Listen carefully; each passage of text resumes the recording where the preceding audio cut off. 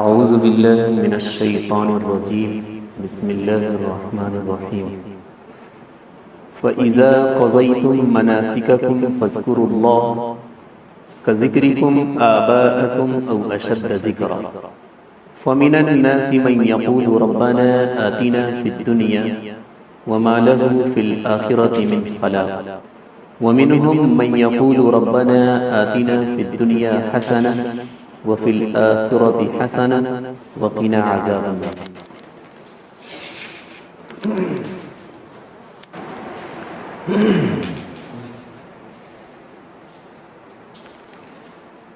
حج کرنے کی جگہیں حرم شریف، وہاں سے منا سے عرفات، عرفات سے مزدلفہ، مزدلفہ سے پھر منا۔ حج ختم ہو گیا۔ زمانے جاہلیت کے اندر جب لوگ حج کر کے منا میں آتے تھے اور جمرات کی رمی کرنے کے بعد جب فارغ ہوتے تھے تو اب ان کا کام یہ تھا کہ مشاعرے کی مجلس لگتی تھی۔ اس مشاعرے کی مجلس میں اپنے آباء و اجداد کا تذکرہ کیا گیا۔ فخریہ اشعار، تعریف کے اشعار، بہادری کے اشعار، یہی سب اشعار منا کے اندر ہر ایک شخص پڑھا کرتا تھا اور دوسروں کو سنایا کرتا تھا۔ آباء و اجداد کچھ تھے بھی نہیں، لیکن مشاعرے کے اندر ان کی تعریف لوگ کیا کرتے تھے۔ اللہ تبارک و تعالی نے جب نبی اکرم صلی اللہ علیہ وسلم کو بھیجا تو اس رسم کو ختم کیا اور کہا کہ منا میں جانے کے بعد اب مشاعرے کی مجلس نہیں لگے گی، بلکہ جس طریقے پر تم آباء و اجداد کا تذکرہ کیا کرتے ہو ان کو چھوڑو، اب اللہ کا تذکرہ۔ فَإِذَا قَضَيْتُم مَّنَاسِكَكُمْ، جب تم لوگوں نے حج کے افعال کو ادا کر لیا، فَاذْكُرُوا اللَّهَ كَذِكْرِكُمْ، تم اللہ کا تذکرہ کرو، جیسا کہ تم زمانے جاہلیت میں مشاعرے کی مجلس میں اپنے آباء و اجداد کا تذکرہ کیا، او اشد ذکرا۔ اللہ نے فرمایا کہ اللہ کا تذکرہ اور اللہ کا ذکر کہیں اس سے زیادہ ہونا چاہیے جتنا کہ تم آباء و اجداد کا تذکرہ منا کے اندر مشاعرے میں کیا۔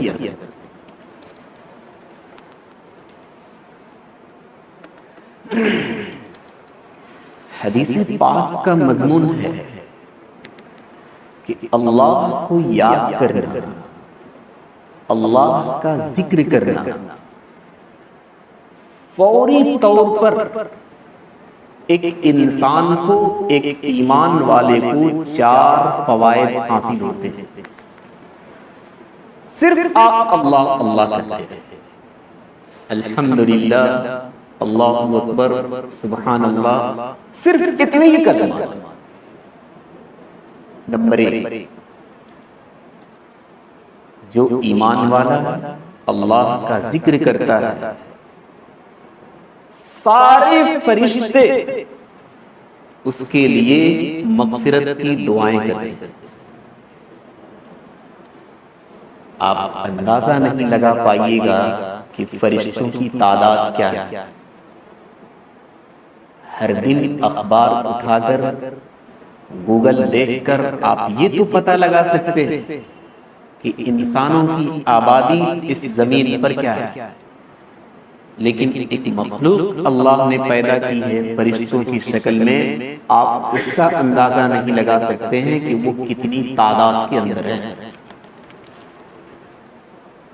ایک سمپل میں آپ کے سامنے دیتا ہوں، خانہ کعبہ اس زمین پر موجود ہے، ٹھیک اسی کی سیدھ میں عرش کے اوپر ساتویں آسمان کو پار کرتے ہوئے اللہ تعالی نے خانہ کعبہ کی طرح ایک حجرہ بنایا جس کو 27ویں پارے کے اندر بیت معمور کے نام سے یاد کیا جاتا ہے۔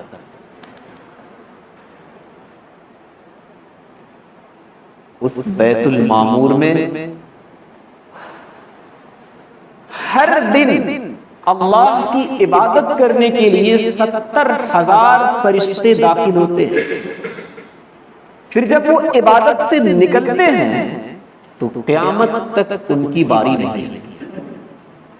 آپ اس سے اندازہ لگائیے کہ کب سے دنیا آباد ہے اور کب تک رہے گی، اللہ ہی کو پتہ۔ 70,000 ہر دن نکل رہے ہیں عبادت کر کے، ان کی دوسری مرتبہ باری نہیں آ رہی۔ اللہ نے فرمایا کہ جب انسان ایمان والا اللہ کا ذکر کرتا ہے، ہر فرشتہ اس کے لیے مغفرت کی دعائیں کرتا ہے۔ پتہ چلا ہوگا کہ کتنے لوگ ہمارے لیے دعائیں کر رہے ہیں۔ نمبر 1 کا فائدہ۔ دوسرے نمبر پر اللہ کے رسول صلی اللہ علیہ وسلم نے فرمایا کہ جب تک آدمی اللہ کے ذکر میں رہتا ہے، رحمت چاروں طرف سے اسے ڈھک لیتی ہے۔ یہ جو آپ نے سنا ہوگا کہ فلاں شخص کو جنات نے پکڑ لیا،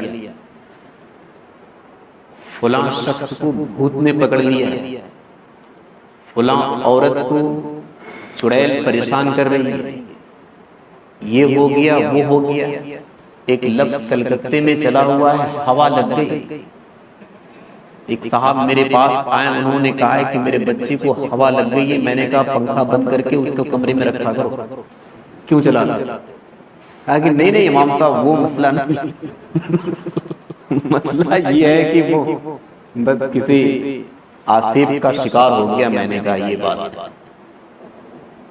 یہ ہوتا کب ہے؟ میں آپ کو بتا دوں، جب انسان اللہ کے ذکر سے خالی ہو جاتا ہے، بیٹھ جاتا ہے، تو پھر فرشتوں کی جو حفاظت ہوتی ہے وہ ہٹ جاتی ہے، پھر جنات بھوت وغیرہ اس پر اپنا قبضہ جمانا شروع کرتے ہیں۔ ورنہ اللہ کے رسول صلی اللہ علیہ وسلم نے صاف فرمایا کہ ذکر کرنے والا انسان جب تک ذکر میں رہتا ہے، اللہ کی رحمتیں اسے ڈھک کر رکھتی۔ جب ایک آدمی اللہ کی رحمت میں آ گیا تو پھر اب دنیا کا کوئی بھی بھوت اور کوئی بھی جنات سے پریشان نہیں کر سکتا۔ تیسرے نمبر پر اللہ کے رسول صلی اللہ علیہ وسلم نے فرمایا ہر ایک شخص اس دنیا کے اندر پریشان حال نظر آتا ہے۔ 1000 پتی کی بات نہیں کر رہا، لاکھ اور کروڑوں کو بھی چھوڑ دی تھی، ارب پتیوں کی بات کر رہا جو صرف اور صرف پیسے کے گدے پر سوتے تھے۔ ان سے بھی آپ پوچھئے گا کہ ذرا دل کے احوال تو بتاؤ، سب کچھ آپ کو ٹھیک بتا دے گا، لیکن چلتے چلتے ایک شکایت ضرور کرے گا کہ دل کو جو اطمینان اور سکون ہونا چاہیے اس زندگی کے اندر وہ نہیں ہے۔ میں بغیر نام لیے ایک واقعہ سناؤں گا۔ ہندوستان کا بہت مشہور شخص جس کا ماضی میں انتقال ہو گیا، فلائٹ کے سفر میں مولانا سجاد نعمانی دامت برکاتہ کے بغل میں بیٹھ گئے۔ مشہور مالدار، بڑی کمپنی کا مالک۔ مولانا نے ان سے پوچھا کہ سر آپ تو پیسے ہی والے، کچھ کہنا ہی نہیں، پیسے ہی میں پلے ہیں، اب تک پیسے ہی میں چل رہے ہیں اور آگے بھی فقیر ہونے کا کوئی امکان نظر نہیں آتا، آپ ایسی کمپنی کے مالک۔ آپ یہ بتائیے کہ آپ کی زندگی کے احوال کیا ہیں؟ ہم لوگ بھی سوچتے ہیں کہ آپ کی طرز پر چلیں تاکہ آپ کے جو احوال ہیں زندگی کے ویسے ہم لوگ بھی ہو جائیں۔ اپنے سکون کے بارے میں بتائیے گا، اطمینان اور چین کے بارے میں بتائیے گا۔ اس شخص نے کہا کہ اگر کچھ اور پوچھنا ہو اس کو پوچھئے، سکون اور چین کی بات مت کیجیے۔ مولانا نے کہا کہ وہی مسئلہ مجھے معلوم کرنا ہے، چونکہ آپ کے پاس پیسے ہی پیسے ہیں۔ اگر آپ کے پاس سکون نہیں ہوگا تو ہم فقیروں کے پاس کیا ہوگا؟ ہم تو ایک ٹائم کھاتے ہیں، دوسرے ٹائم روزہ رکھ لیتے ہیں کہ ملے گا تو کھائیں گے ورنہ ٹھیک۔ مجبور کر دیا بتانے پر۔ انہوں نے فرمایا کہ جب میں پڑھ رہا تھا اس وقت سکون محسوس کرتا تھا، جب میں عہدے پر آیا، کمپنی کا مالک بن گیا، کروڑوں روپے نہیں ارب خرب روپے میرے پاس ہے، مجھے یاد نہیں ہے کہ دل کبھی خوش رہا۔ تو ہر ایک کی شکایت، اللہ کے رسول صلی اللہ علیہ وسلم نے فرمایا کہ تمہیں اطمینان اور سکون تلاش ہے تو پھر اللہ کے ذکر میں لگ جاؤ۔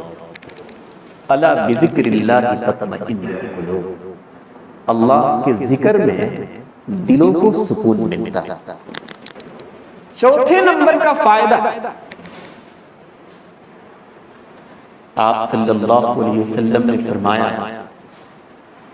کہ جب آدمی اللہ کا ذکر کرتا ہے تو اللہ بھی اسے یاد کرتا ہے۔ فرشتوں سے کہتا ہے کہ فرشتوں کی جماعت، جس انسان کو میں پیدا کرنے جا رہا تھا تو تم لوگوں نے یہ عرض کیا تھا کہ انسانوں کو پیدا کرنے کی کوئی ضرورت نہیں ہے۔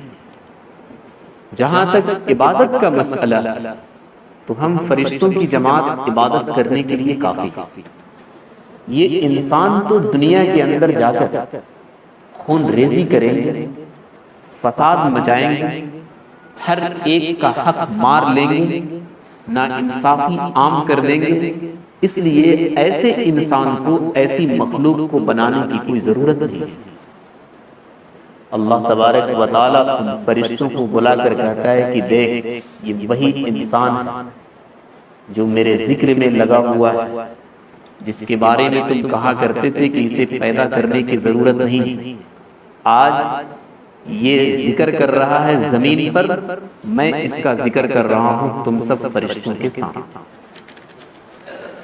چار فائدے، فرشتے مغفرت کی دعائیں کرتے ہیں، رحمتیں پورے طریقے پر آپ کو ڈھک لیں گے، دلوں کو اطمینان نصیب ہوے گا، اور پھر اللہ بھی آپ کا تذکرہ کرے گا اور آپ کو یاد کرے گا۔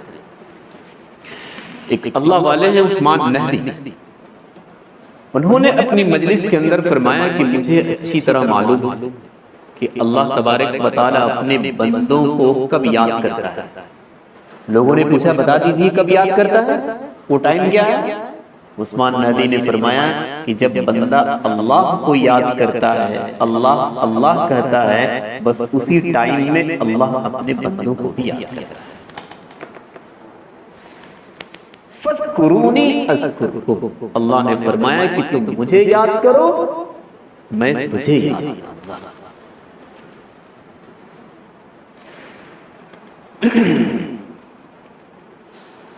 ایک مرتبہ ابو ہریرہ رضی اللہ تعالی عنہ اپنے گھر کے سامنے کھجور کے درخت لگا رہے ہیں۔ آپ صلی اللہ علیہ وسلم نے کہا کہ ابو ہریرہ کیا کر رہے ہیں؟ کہا حضرت میں کھجور کا درخت لگا رہا ہوں، اس کے سائے میں بیٹھ سکوں، کھجور کھا سکوں، اس سے فائدہ اٹھا سکوں۔ آپ صلی اللہ علیہ وسلم نے فرمایا کہ یہ ہوئے گا یا نہیں ہوئے گا اس کی گارنٹی میں نہیں۔ لیکن میں ایک ایسا عمل تجھے بتاؤں، تم کرو گے اور یقین کے ساتھ میں کہتا ہوں کہ ایک ایک کام کرو گے اس کے بدلے میں اللہ تبارک و تعالی جنت کے اندر تمہارے لیے درخت لگاتا چلا جائے۔ اس کی گارنٹی نہیں، یہ ہوگا یا نہیں ہوگا وہ ہمیں نہیں معلوم۔ ابو ہریرہ نے فرمایا کہ وہ کیا؟ کہا اللہ کی تسبیح پڑھو، سبحان اللہ والحمد للہ ولا الہ الا اللہ واللہ اکبر۔ اللہ تبارک و تعالی ہر ایک تسبیح کے بدلے میں جنت کے اندر ایک ایک درخت لگاتا چلا جائے۔ آپ صلی اللہ علیہ وسلم نے فرمایا کہ جب معراج کا سفر ہوا، 7ویں آسمان پر حضرت ابراہیم علیہ السلام سے میری ملاقات ہوئی، بیت المعمور سے وہ ٹیک لگا کر بیٹھے ہوئے۔ میں تو انہی کی دعاؤں کا نتیجہ ہوں کہ انہوں نے دعا کے ذریعے سے مجھے مانگ کر اللہ تبارک و تعالیٰ سے دیا۔ ابراہیم علیہ السلام نے عرض کیا کہ محمد جب تم دنیا کے اندر جاؤ گے معراج سے لوٹ کر تو اپنی امت کو میری طرف سے سلام عرض کر، اور یہ بتا دینا پوری امت کو کہ جنت کی زمین بہت زرخیز، ہریالی بھری پڑی، سبز شاداب، تمہاری امت کا ایک شخص بھی چاہے وہ جس طبقے سے تعلق رکھتا ہو، جتنی مرتبہ اللہ کی تسبیح بیان کرے گا، اللہ تبارک و تعالیٰ اس تسبیح کے بدلے میں ایک ایک درخت جنت کے اندر اس کے نام سے لگاتا چلا۔ اس لیے اپنی امت کو جا کر عرض کرنا کہ جسے چاہیے کہ جنت کے اندر چھاؤں نصیب ہو، بس وہ اللہ کی تسبیحات بیان کرتا چلا جائے، اس کے نام سے جنت کے اندر درخت لگتے چلے جائیں۔ اپنے زمانے کا سب سے بڑا طبیب، جسے آج کے زمانے میں ہم ڈاکٹر کے نام سے جانتے ہیں، ابو علی سینا گزرا ہے۔ بہت بڑا طبیب، بہت بڑا حکیم تھا۔ چیر پھاڑ دوا مرہم کوئی بھی ایسا مرض نہیں جو اس کے ہاتھ سے باہر کا رہا۔ بادشاہ کا ایک لڑکا بیمار ہو گیا، جتنے چھوٹے بڑے ڈاکٹر آتے رہے سبوں نے یہ کہہ دیا کہ 2-3 گھنٹے کا یہ مہمان ہے، اس کے بعد یہ اللہ کا پیارا ہو جائے گا، اس کی کوئی زندگی بچی نہیں۔ بادشاہ بھی گھبرا گیا، پوری بادشاہت میرے قبضے میں، مالوں کا کوئی ٹھکانہ نہیں، کتنی جائیداد، کتنی زمین، اور میری ہی آنکھوں کے سامنے میرا بیٹا چلا جائے گا۔ سارے ڈاکٹر تھک گئے، صرف ابو علی سینا ہی رہ گیا تھا جسے دکھایا گیا، کہا اسے بھی طلب کرو۔ اور دربار کے وزیروں نے کہا کہ حضرت دوائیں چلتی رہیں، کچھ دعا بھی ہونی چاہیے۔ علاقے کے ایک عالم سعد الدین تفتازانی، جن کی کتابیں عالموں کے کورس میں داخل ہیں، مختصر المعانی کے نام سے اور شرح تہذیب کے نام سے، شرح عقائد کے نام سے، ایسی ایسی کتابیں لکھنے کی اب آنے والے زمانے تک کوئی لکھ نہیں سکتا، اتنے ذہین تھے۔ اللہ نے کیا کام دیا، بغیر ان کی کتابوں کے پڑھے اگر کوئی عالم بن جائے تو کہا جاوے گا کہ آدھی علم حاصل کیا اور آدھا اس سے چھوٹ گیا۔ کہا کہ ان کو بھی بلوا دیا، اللہ والے ہیں، عالم ہیں۔ ابو علی سینا بھی آ گیا، جو اس وقت کے سب سے بڑے ڈاکٹر تھے اور عالم صاحب بھی آ گیا۔ ابو علی سینا نے اپنا نفس سے اور جہاں کچھ ڈاکٹروں کو دیکھنا ہوتا ہے ان سب کے ذریعے سے دیکھنا شروع کیا، اور یہ اللہ والے عالم اللہ کا کلام پڑھ کر، اللہ کی تسبیحات اور اللہ کا ذکر کر کے جسم پر پھونکنا شروع کیا۔ ڈاکٹر اپنا دیکھے اور انہوں نے اپنا کام اللہ کے کلام کے ذریعے سے، ذکر و اذکار کے ذریعے سے کرنا شروع کیا۔ ڈاکٹر نے کہا کہ آپ یہ کیا کر رہے ہیں؟ تو اپنے کلام پڑھنے میں لگے رہے۔ ولی سینا نے کہا کہ یہ جو آپ پھونک رہے ہیں، یہ بس جیسے ہی آپ کی منہ سے یہ پھونک نکلی ہوا کے اندر اڑ گئی، اس کا کوئی فائدہ نہیں ہے۔ آپ کو اگر اس مریض کو نفع پہنچانا ہے، آپ میری طرح کورس کریں ڈاکٹری کے، آپ میری طرح ڈاکٹر بنے پڑھ لکھ کر، تب جا کر آپ اس مرض کو اور اس مریض کو فائدہ پہنچا سکتے ہیں۔ یہ پھونکنے کے ذریعے سے اسے کچھ فائدہ ہونے والا نہیں ہے۔ سائنس کی کتابوں کے اندر لکھا ہوا ہے کہ جو انسان بولتا ہے ہوا کے اندر کیا ہو جاتا ہے؟ اڑ جاتا ہے، اسے کچھ فائدہ نہیں پہنچ رہا۔ عالم صاحب یہ سب سنتے رہے، لوگ بھی سنتے رہے۔ جب پھونک کر فارغ ہوئی، ڈاکٹر ابھی چیک کر رہا۔ عالم صاحب نے فرمایا ڈاکٹر کو، آپ کتے ہو۔ کیا فرمایا؟ کتے۔ پڑھا لکھا انسان تھا، پہلی مرتبہ جھیل گیا، کچھ کہا نہیں عالم صاحب۔ دوسری مرتبہ انہوں نے کہا کہ آپ گدھے ہو۔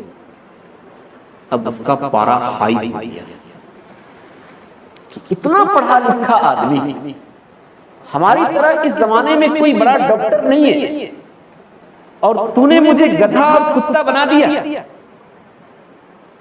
زور زور سے چلانا شروع کیا۔ عالم صاحب نے کہا کہ بھائی میں نے اپنی زبان سے بولا، آپ خود کہہ رہے ہیں کہ جو کچھ بولیے گا ہوا کے اندر اڑ جائے گا، تو یہ سب کتا بلی والا جملہ تو اڑ گیا، آپ کو تکلیف کہاں سے پہنچی؟ کہا اڑ گیا واقعتاً، لیکن تکلیف تو پہنچی۔ کہا تکلیف پہنچی کیسے جب اڑ گیا؟ عالم صاحب نے سمجھایا کہ میرے کلام کی وجہ سے، میرے اس کتے اور بلی کے کہنے کی وجہ سے آپ کی طبیعت پر اثر ہوا، تو اللہ کے کلام پڑھ کر پھونکنے کی وجہ سے کیا اس کی طبیعت پر اثر نہیں ہوگا؟ اتنا کہنا تھا کہ مریض کھڑا ہو گیا۔ کہا واقعتاً میں ٹھیک۔ ڈاکٹر صاحب ابھی چیک کر ہی رہے تھے، اللہ کے رسول صلی اللہ علیہ وسلم نے فرمایا کہ اللہ کے ذکر کو ہلکا مت سمجھنا، اللہ کے ذکر کو یوں ہی مت سمجھنا، اللہ کا ذکر کرنے والا اللہ کا بہت قریب ہوتا ہے۔ یا ایھا الذین آمنوا اذکروا اللہ ذکرا کثیرا، اللہ تبارک و تعالیٰ نے ایمان والوں کو کہا کہ اللہ کو بہت زیادہ یاد کیا کرو۔ آپ صلی اللہ علیہ وسلم نے ایک موقع پر فرمایا کہ جب آدمی ذکر کرنا چھوڑ دیتا ہے تو سمجھو کہ وہ آدمی اس دنیا سے چلا گیا۔ رہنا نہ رہنا سب بے فائدہ۔ ایک اللہ والے گزرے ہیں بایزید بستانی، بڑے ہی اپنے زمانے کے بہت بڑے محدث تھے، فقیہ تھے، اللہ والے تھے، قرآن کے حافظ تھے، حدیث کے حافظ تھے۔ جنگل میں رہنے والے لوگ جو جنگلی زندگی گزارتے تھے، ایک شخص کو ہدایت ملی، کہا کہ میں بایزید بستانی سے ملنا چاہتا ہوں۔ لوگوں نے بتایا کہ وہ تو بہت دور رہا کرتے ہیں، کئی جنگلوں کا سفر کر کے تمہیں ان سے ملاقات کرنی پڑے گی۔ کہا جو کچھ بھی ہو وہ اللہ والے ہیں، مجھے ان سے ملنا۔ وہ جنگل میں رہتے رہتے جتنے جنگلی تھے، خود یہ شخص جو بایزید سے ملنے والا تھا پرندوں کی زبان کو سمجھا، اپنا جو کچھ بھی توشہ ہو سکتا ٹفن وغیرہ سب لے کر سفر کرنا شروع کیا۔ ہفتوں نہیں مہینوں کا سفر، جہاں رات ہوتی تھی وہاں یوں ہی درخت کے نیچے ٹھہر جاتا تھا، کیا جنگل کیا کھیتی کچھ پرواہ، بس ملنا ہے ہمیں بایزید۔ ایک رات درخت کے نیچے یہ آرام کر رہا تھا، دو چڑیا آپس میں باتیں کر رہی ہیں، یہ ساری بات یہ شخص سمجھ رہا ہے۔ ایک نے پوچھا دوسرے سے کہ یہ مسافر شخص کہاں جا رہا ہے؟ دوسرے چڑیا نے بتایا کہ یہ بایزید بسطامی سے ملنے جا رہا ہے۔ دوسرے چڑیا نے کہا کہ بایزید بسطامی تو انتقال کر گئے، اب یہ نہیں مل پائے گا۔ یہ سب سمجھ گیا کہ اب تو میرا سفر بے فائدہ رہا، جانے سے کوئی فائدہ نہیں، وہ تو انتقال کر گئے، ان سے ملاقات نہیں ہو سکتی، اب مجھے لوٹ جانا چاہیے۔ لیکن اس کے دل میں یہ بات آئی کہ انتقال کر گئے، چلو قبر تک پہنچو، قبر نظر آوے گی، فاتحہ پڑھ کر ہی لوٹ جاؤ، اور تو کچھ ہو نہیں سکتا جب وہ انتقال کر گئے۔ خیر انتقال ہو جانے کے باوجود بھی اس نے اپنا سفر شروع پہنچا، منزل تک قبر کو تلاش کرنا شروع کیا۔ اتفاق سے بایزید بسطامی سے ملاقات ہو گئی۔ کہا کہ ارے چڑیا نے تو بتایا تھا کہ یہ انتقال کر گئے، یہاں تو موجود ہے۔ خیر ان سے بات چیت ہوئی، جو ہدیے تحائف لے گئے تھے ان کی خدمت میں پیش کیے، جو ان سے وظیفے لینے تھے، جو سبق لینا تھا، جو کچھ سیکھنا تھا انہوں نے سیکھ لیا۔ رخصتی کے وقت اس جنگلی نے بایزید بسطامی سے وہی سوال کیا کہ حضرت ایک سوال ہے کہ میں جنگل کا سفر کر کے یہاں تک پہنچا ہوں، دو چڑیوں کو آپس میں بات کرتے ہوئے میں نے دیکھا، اس میں سے ایک کا کہنا تھا کہ آپ کا انتقال ہو گیا، تو یہ کیسے ہوا؟ ہم تو آپ سے مل رہے ہیں، آپ کے سامنے بیٹھے ہوئے ہیں، آپ سے باتیں کر رہے ہیں اور آپ سے لین دین کر رہے ہیں۔ بایزید بسطامی نے فرمایا کہ وہ چڑیا نے کب کہا تھا انتقال ہو؟ اس رات کو اس ٹائم میں جبکہ میں سو رہا تھا۔ بایزید بسطامی رحمت اللہ علیہ نے فرمایا کہ چڑیا نے صحیح بتایا، اس لیے کہ اس رات کو مجھے اچھی طرح یاد ہے اور اس ٹائم میں مجھے اچھی طرح یاد ہے میرے دل نے اللہ کا ذکر کرنا بند کر دیا تھا، جس کی وجہ سے گویا کہ میں انتقال کر چکا تھا۔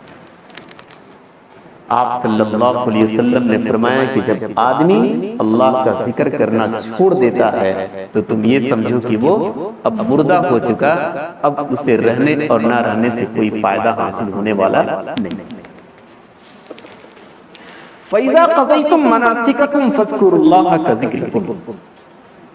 اللہ نے فرمایا کہ دیکھو یہ سب مشاعرے کی مجلس منا سے ہٹاؤ، کوئی فائدہ نہیں ہے اب آؤ اجداد کا تذکرہ کرنے سے، فَاذْكُرُوا اللَّهَ، اللہ کا تذکرہ کرنا۔ مفسرین نے لکھا ہے کہ بچہ جب بچپنے کی حالت سے گزرتا ہے تو کہتا ہے یا اب یا اب یا اب، یعنی ابا ابا ابا۔ کیوں؟ اس لیے کہ وہ یہ سمجھتا ہے کہ اس حالت میں میں سب سے زیادہ محتاج ابا کا ہوں۔ اللہ تبارک و تعالیٰ نے فرمایا او اشد ذکر، باپ کا جتنا ذکر کرتے ہو بچپنے کی حالت میں اس سے کہیں زیادہ ذکر اللہ کا کیا کرو، اس لیے کہ باپ کا محتاج تم بچپنے میں ہو اور اللہ کا محتاج پوری زندگی، بلکہ زندگی کے بعد قیامت میں بھی اور اس کے بعد بھی تم اللہ کے محتاج۔ کذکرکم آباءکم او اشد ذکرا فمن الناس من یقول ربنا آتنا فی الدنیا وما له فی الآخرۃ من خلاق۔ ایک اور مرض عام، جب منا میں حاضر ہوتے تھے یا حج کی کسی بھی جگہ پر وہ رہتے تھے تو کچھ لوگ ایسے بھی تھے جو اللہ سے دعائیں کرتے تھے، لیکن ان کے اندر ایک کمی یہ تھی کہ صرف دعاؤں میں دنیا کو مانگتے تھے، آخرت کو نہیں مانگتے تھے۔ اللہ تبارک و تعالیٰ نے ان کے بارے میں فرمایا کہ وہ دنیا مانگتے ہیں، آخرت نہیں مانگتے ہیں، آخرت میں ان کا کوئی حصہ نہیں۔ یہ مرض ہمارے اندر بھی ہے۔ ہم جو بھی نیک کام کرتے ہیں اس کا مقصد ہمارا اللہ کو راضی رکھنا نہیں ہوتا ہے، بلکہ دنیاوی اعتبار سے ترقی کر جانا ہوتا ہے۔ حج کے موسم میں بھی یہی ہوتا ہے کہ ہم جاویں تو یہ مقصد نہیں ہوتا ہے کہ ہم اللہ تبارک و تعالیٰ کی رضا لے کر واپس آئیں، بلکہ مقصد اکثر و بیشتر کا یہی ہوتا ہے کہ ہم جب لوٹ کر جاویں گے تو لوگ ہمیں دنیا کے اندر کیا کہیں گے؟ حاجی کہیں گے۔ اللہ نے فرمایا کہ اس رسم کو بھی توڑو، دنیا کے اندر جو تم مانگتے ہو آخرت کو بھول بیٹھتے ہو، وما لہ فی الآخرۃ من خلاق، آخرت کے اندر تمہارا کوئی حصہ نہیں۔ سبحان اللہ۔